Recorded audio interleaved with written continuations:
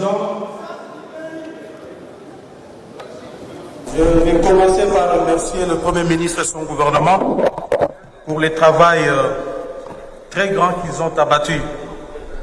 Monsieur le Premier ministre, vous m'avez vu descendre du perchoir, c'est-à-dire que l'air est grave en fait.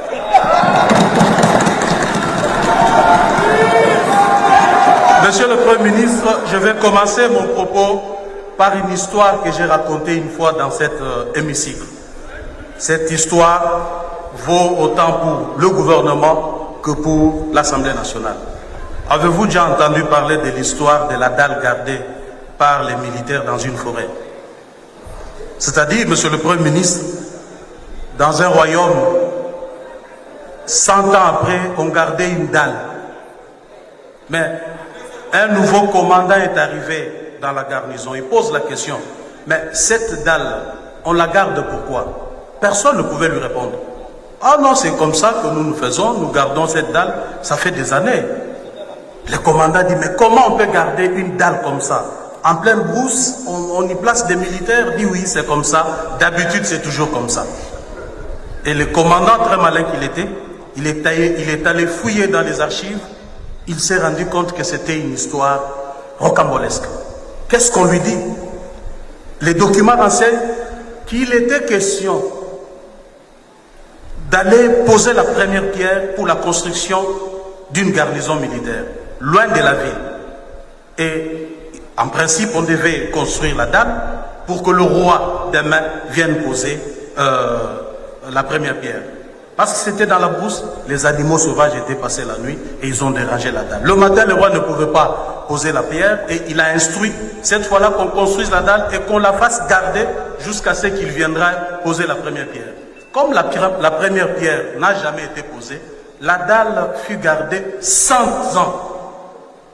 Et après, personne n'a compris, personne ne pouvait expliquer pourquoi la dalle continue à être gardée. C'est exactement ce que nous sommes en train de faire ici, et vous, le gouvernement, et nous, le Parlement.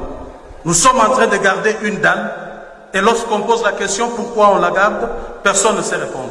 Alors, je vais faire comme le commandant qui est venu, qui a posé la question, qui est allé vérifier dans les archives pour comprendre pourquoi on peut garder une dalle comme ça pendant des années par des militaires. Monsieur le Premier ministre, vous savez, depuis que notre pays a accédé à son indépendance, moi qui vous parle ici, je suis un ancien opposant. Vous vous adressez au président. Merci beaucoup, monsieur le président. Je suis un ancien opposant. Nous avons eu à dénoncer de manière aussi claire la gestion de ces pays par le régime Mobutu, par le régime Kabila, et c'est pas pour rien qu'on les faisait. C'est parce que, en principe, nous avons estimé que tous ces régimes étaient des régimes de prédation. Ces régimes concentraient tous les efforts du peuple, tout ce qu'il y avait comme richesse entre les mains d'un petit groupe d'individus. À travers, vous vous en doutez, le budget que nous sommes en train de voter. Il ne suffit que de voir ces budgets, vous allez comprendre que c'est ça la réalité. Et ces budgets démontrent clairement que le peuple est laissé pour compte. Je vais vous donner des exemples, monsieur le Premier ministre. Quand vous ouvrez le document 1, qui est au fait le squelette du budget, à la page 46, 47, vous allez voir que pour les équipements militaires, on y a alloué 2 milliards de francs congolais. Ce qui fait l'équivalent d'1 million de dollars dans un pays à guerre. Mais il vous souviendra que dans le même hémicycle, lorsque vous présentiez votre programme d'action, dans le cadre du budget, dans le cadre, dirais-je, cadre budgétaire à moyen terme, vous avez ici expliqué de manière claire quelles étaient les priorités de votre gouvernement. Si j'ai bonne mémoire, c'était 16 piliers, dans lesquels la pacification de l'Est du pays, le social et l'enseignement étaient des priorités. Aujourd'hui, ce mandat ne peut réussir que si la gratuité de l'enseignement réussit et que si l'Est du pays est pacifié. Mais comment pouvons-nous arriver à ces résultats? Comment pouvons-nous arriver à ces résultats si on a un budget qui ne reflète pas au fait la vision que vous nous avez présentée ici? Un budget, c'est quoi en fait? Un budget, c'est une vision exprimée en chiffres, en termes de recettes et de dépenses. Le budget reflète la vision qu'a le gouvernant. Alors, Monsieur le Premier ministre, nous nous sommes entretenus. Honorable Président, vous me demandez de m'adresser à vous, mais ce n'est pas vous qui avez présenté le budget, je m'excuse. C'est comme ça que j'essaie un peu de parler au Premier ministre. Alors, Monsieur le Premier ministre, nous avions discuté, vous vous souvenez, longuement sur la réduction des trains de vie des institutions. Mais aujourd'hui, ce budget, je l'ai bien scruté, Honorable Président et chers collègues. L'article 37 de la loi sur les finances publiques établit 16, je dis bien 9, excusez-moi, 9 titres comme squelette d'un budget.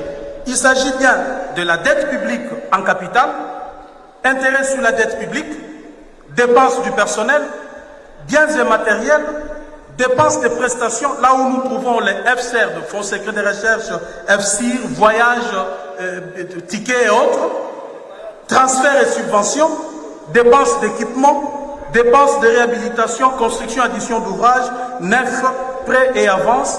Ce qui me réjouit, c'est que dans le pré-avance, vous n'avez rien marqué parce que nous avons, quand j'ai posé la question, il y a les FPI et les autres services de l'État qui font déjà ce travail. Mais regardez comment vous avez réparti cet argent, Monsieur le Premier ministre.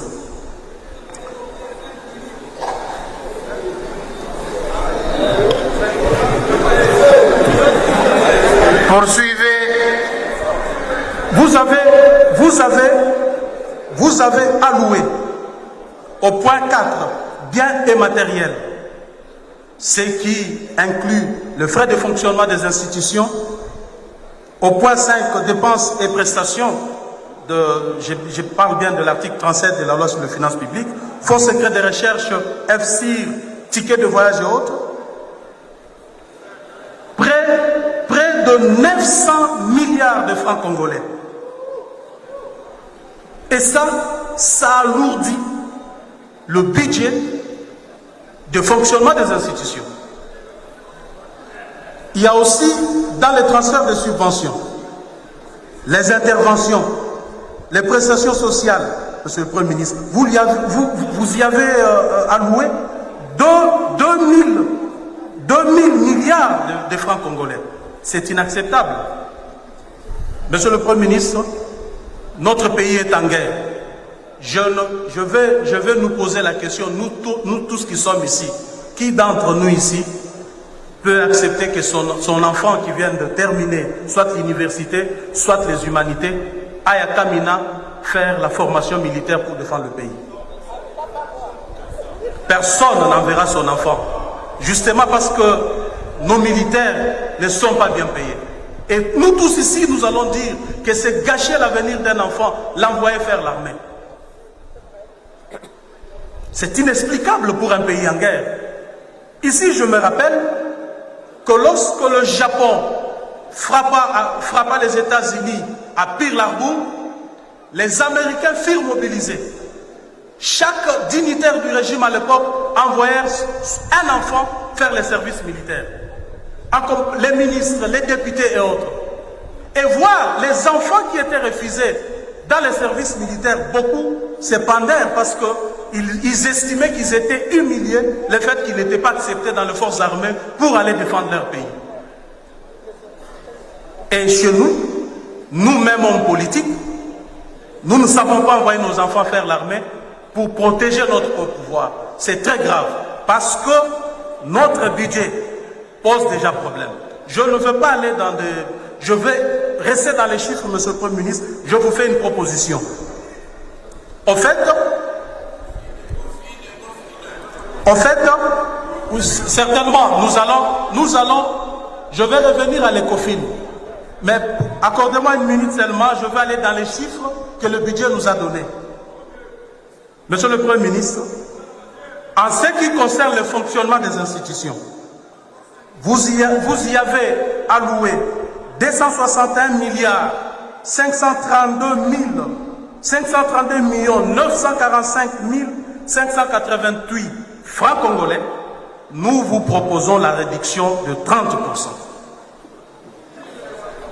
Et en ce qui concerne les frais de fonctionnement, le FCIR et autres, vous y avez alloué 791 milliards 525 millions 821 811 francs congolais.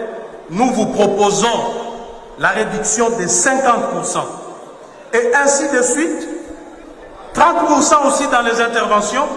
Nous aurons à récolter, si les COFIN allaient dans le sens de nos propositions, nous allons récolter 1000 milliards 345 millions 672 millions 154 517 francs congolais. Et voyez, monsieur le Premier ministre, que vous allouez à l'armée chaque mois pour énumération 62 000, l'armée et la police, 62 milliards de francs congolais comme rémunération. Avec cet argent, il est possible que nous puissions doubler de 62 milliards à 130 milliards de francs congolais le mois pour l'armée et la police. Et ce n'est pas tout, ce n'est pas tout, ce n'est pas tout. Il nous restera une enveloppe que nous allons déverser dans le CECOP pour appuyer la gratuité de l'enseignement.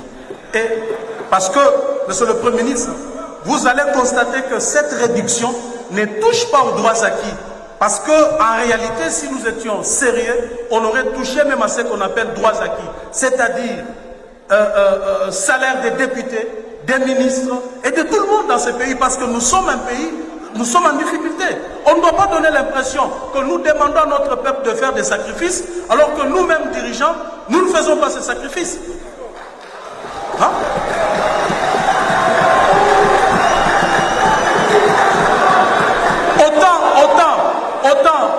Autant tout le monde fait les sacrifices, nous demandons au peuple de faire le sacrifice, nous devons prêcher par l'exemple.